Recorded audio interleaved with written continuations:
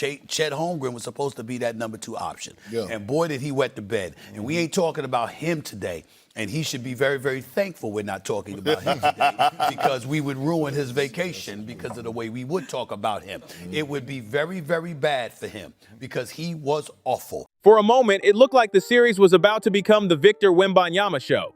In Game 1, he was everywhere, controlling the action, making impossible plays look routine, and putting together what many people viewed as one of the greatest playoff performances ever. Every possession felt like he was one step ahead of everyone on the floor. Then Game 2 arrived, and the entire picture changed. Suddenly, the Spurs lost, Wembanyama looked far less comfortable, and one stat told the whole story. His shots in the paint dropped from 21 inches, Game 1, to just 9 in Game 2. So what changed? The biggest adjustment from Coach Mark Daigneault was putting Isaiah Hartenstein on Wembanyama as the primary defender, and the battle got physical fast. Hartenstein was constantly grabbing, hooking, and pulling at Wembanyama's arm, doing everything possible to disrupt his rhythm and keep him from getting to his favorite spots. At one point, things got so rough that people were even talking about hair pulling during the matchup. That led to a surprising quote from Shai Gilgeous-Alexander after the game. What kind of impact did Isaiah have tonight? I'm not sure if it was good, to be honest. A lot of fans heard it and immediately thought, what? Who says something like that about their own teammate? Later, a reporter followed up and asked, hey, what did you mean by that? Break that down for me. Why was his impact not good? It was all right. It was good. It was good. You might want to clean that up, SGA. The reaction was interesting. It almost looked like he heard the question, paused for a second, and weighed his options. I didn't really hear her. And then once I realized what she said, I gave her the right answer. You could practically see him thinking, should I really say what I think, or should I keep this safe? In the end, he went with the polished answer.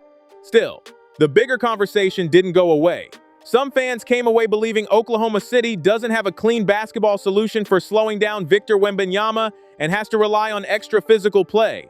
What's especially interesting is that OKC already has Chet Holmgren, a 7-footer who finished as the runner-up for Defensive Player of the Year, yet the matchup still became one of the biggest talking points of the series. Coming into this matchup, many people expected Chet Holmgren to have a major impact.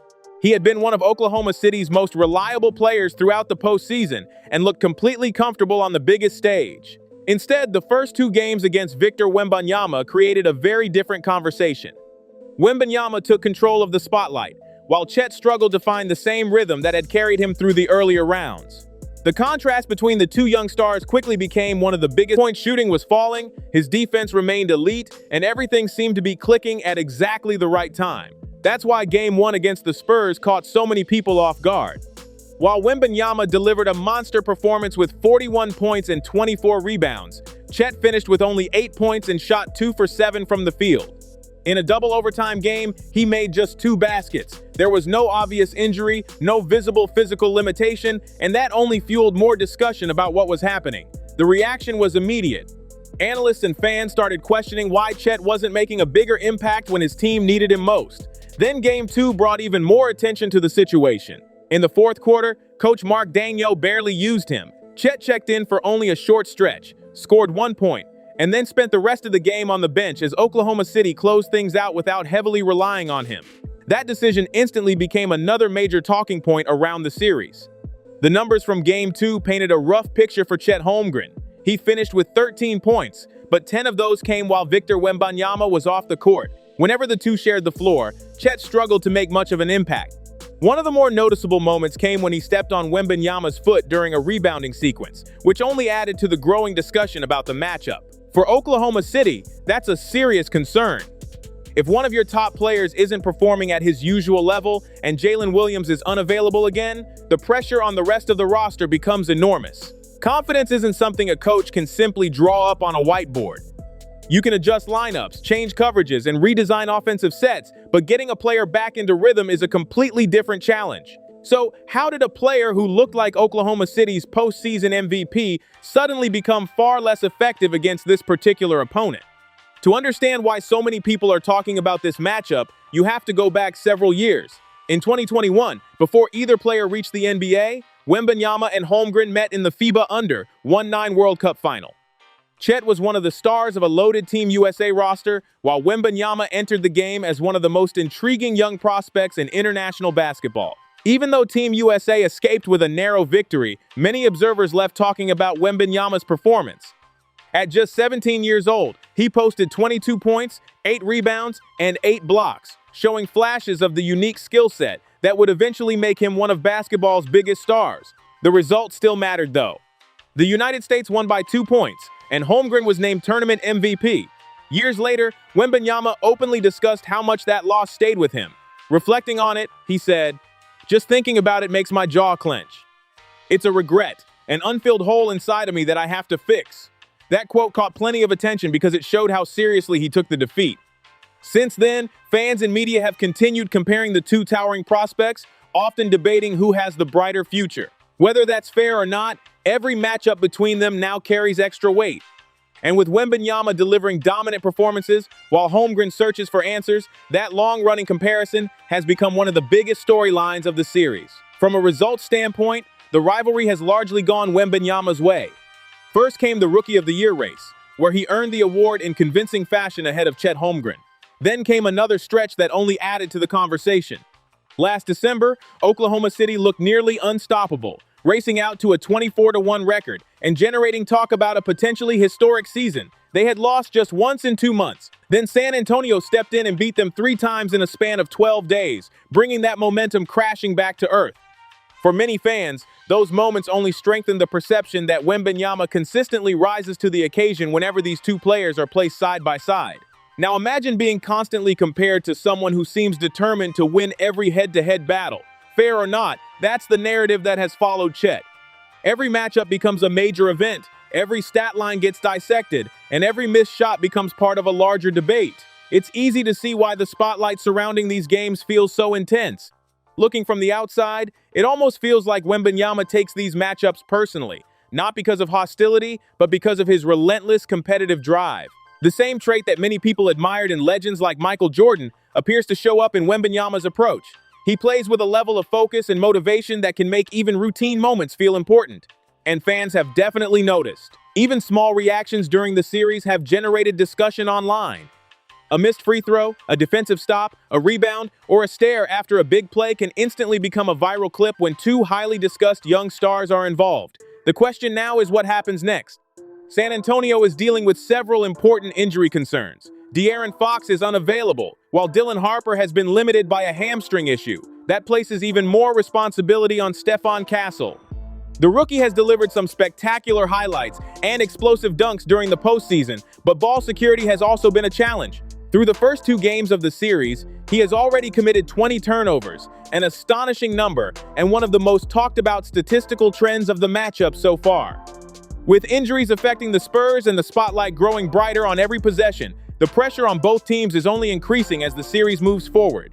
San Antonio isn't the only team dealing with questions right now. Oklahoma City has its own concerns, especially with Jalen Williams' status becoming a major talking point.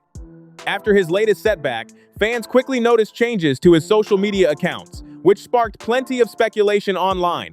Nobody really knows what it means, but it added another layer of uncertainty at a time when the Thunder can least afford it.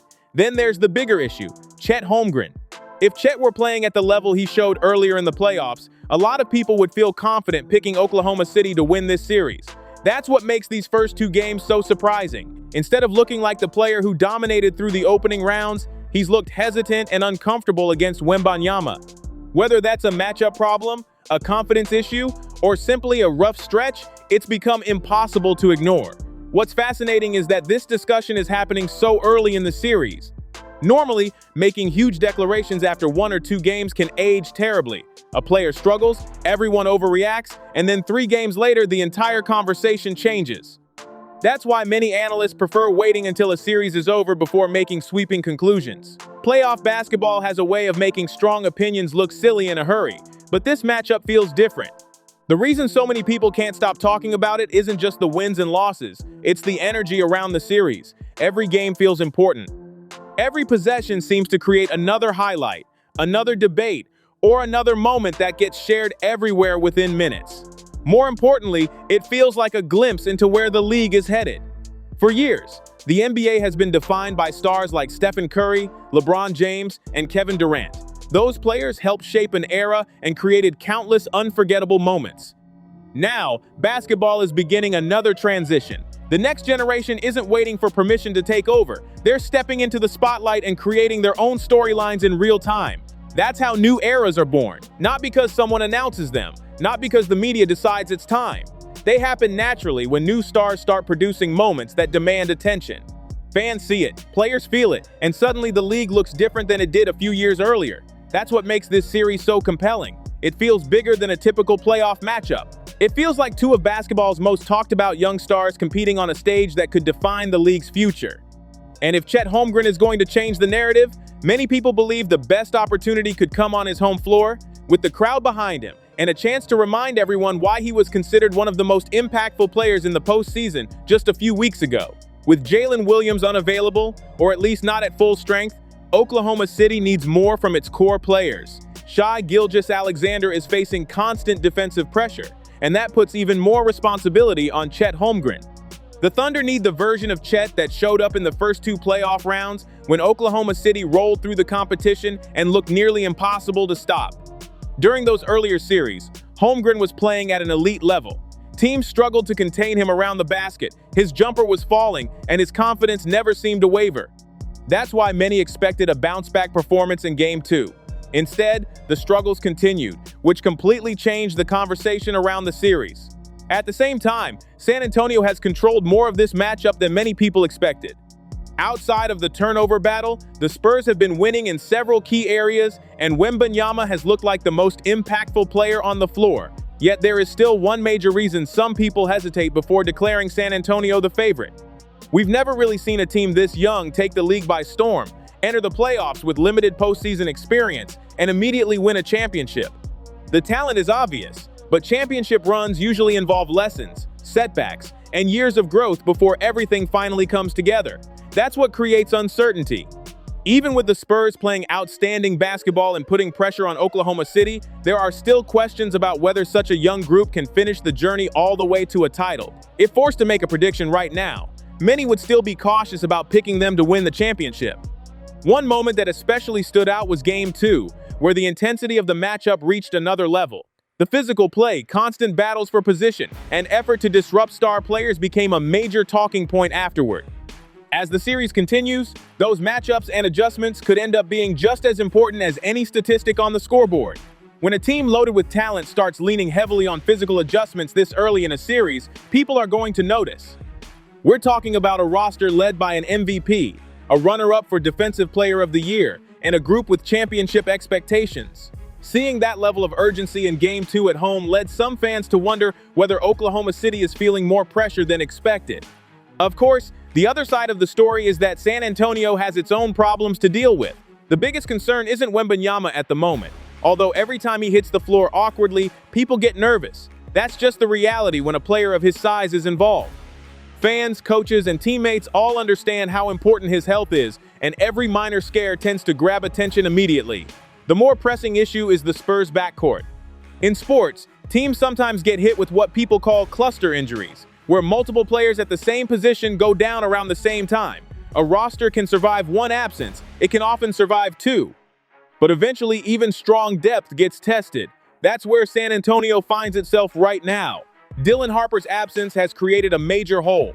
Expectations around him have been incredibly high, with some observers praising his impact and potential from the moment he entered the league.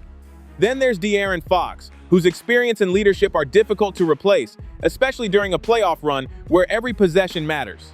As a result, more responsibility has fallen on Stephon Castle. Castle brings plenty of energy, athleticism, and highlight-worthy plays. His ability to attack the rim and create momentum swings is a huge asset. But running an offense full-time is a different challenge. Decision-making, ball security, and controlling the pace become just as important as scoring, and that's an area where San Antonio has run into trouble during this series. The turnover numbers have become impossible to ignore. Every giveaway creates extra opportunities for Oklahoma City, and in a matchup this competitive, those mistakes can quickly change the outcome of a game. Another topic fans keep debating is the physical battle between Isaiah Hartenstein and Wembanyama. Social media has been filled with clips and discussions about the contact involved in those matchups. Some view it as smart, aggressive defense, while others believe officials should be calling the game more tightly. Either way, it has become one of the most heavily discussed parts of the series, and another reason this matchup continues to dominate the conversation. A lot of people have brushed off the physicality in this series by saying, it's the conference finals, that's playoff basketball, players have to deal with it, others see it differently. The debate isn't really about whether defense should be physical. Nobody is questioning tough defense or intense playoff competition. What has people talking is the difference between playing aggressive, fundamentally sound defense and trying to gain an advantage through actions that push the limits of what officials will allow. That's why the matchup between Isaiah Hartenstein and Victor Wembanyama has become such a major storyline. Meanwhile, Stephon Castle's defense on Shai Gilgeous-Alexander has earned praise for a different reason. Castle has been competing hard, staying engaged, moving his feet, and making life difficult for one of the league's toughest scorers. That's the kind of defensive effort coaches love to see. It's intense, but it's still centered around basketball plays and defensive discipline. As this series continues, expect even more attention on how the games are officiated. Teams routinely send clips to the league during playoff series, highlighting plays they believe deserve a closer look. Whether that changes anything remains to be seen, but every matchup is being examined closely at this stage of the postseason. If officials tighten up certain calls in Game 3, it could have a major impact on rotations and individual matchups. And if Oklahoma City loses a key defender to foul trouble, the pressure shifts elsewhere very quickly. At that point, players like Chet Holmgren and Alex Caruso would likely face even bigger responsibilities. That's one reason so many people are watching Chet closely. If Oklahoma City is going to make a deep run, they'll need the version of Holmgren that dominated earlier in the playoffs, rather than the one who has struggled through parts of this series. Still, predicting the outcome remains difficult. San Antonio continues dealing with important injuries, and those absences could become more significant as the series progresses. Even so, the Spurs have shown enough to convince many observers that they're capable of competing with anyone when healthy. One player who has dramatically boosted his reputation during this run is Stephon Castle. Every game seems to add another reason for fans to be excited about his future. He's contributing on both ends of the floor, creating offense when Wembanyama rests, making plays defensively, and showing an impressive level of confidence under pressure. His athleticism jumps off the screen, but what stands out even more is how comfortable he looks in big moments. Because of that, draft discussions have resurfaced. Some fans have started revisiting past selections and wondering whether certain teams missed an opportunity. Reed Sheppard remains a talented young player with clear strengths, especially as a shooter, but Castle's all-around impact has made those comparisons much louder. The same goes for Jared McCain, another young guard who continues to impress whenever he gets opportunities. As these players develop, front office decisions from previous drafts are naturally going to face even more scrutiny. One thing this playoff run has highlighted is just how tough the Western Conference has been compared to the East. Every round has felt like a battle, and the level of competition has been relentless. That's why a lot of fans are looking at this Western Conference Finals matchup and thinking it feels every bit as intense as a championship series. Meanwhile, fans around the league are watching closely and calculating what all of this could mean for their own teams. If injuries continue to play a role, the entire playoff picture could shift in a hurry. That's part of what makes this postseason so unpredictable. One great performance, one key adjustment, or one major absence can completely change the direction of a series. And once the playoffs end, things might get even crazier. The upcoming NBA offseason is shaping up to be one of the wildest we've seen in years. There are already rumors involving 7 All-Stars who could potentially be moved, while 4 more All-Stars are expected to hit free agency. The amount of star movement that could happen over the next few months is honestly unbelievable, and it could reshape the entire league heading into next season.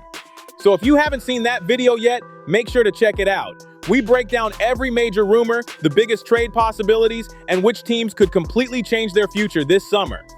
And if you enjoyed this video, don't forget to like, share, and subscribe to Ball Stories for more NBA breakdowns, playoff drama, trade rumors, and the biggest stories around the league. Thanks for watching, and as always, peace.